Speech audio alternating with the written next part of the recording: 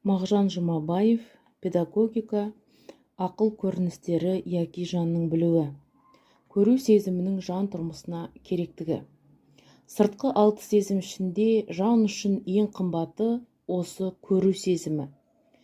Жанымызда болатын барлық әсерленулердің, екінші түрлі айтқанда, біз барлық білімнің 4/3 осы көру сезімі арқылы аламыз.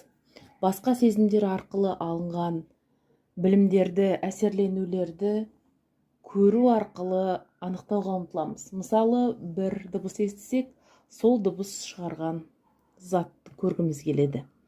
Хатта басқа сезімдерді жабайы, өтірікші көреміз. Көзбен көрмеген соң қойшы дейміз. Адамның әдемілік сезімінің ұлғаюы да көру сезімі көп көмектеседі.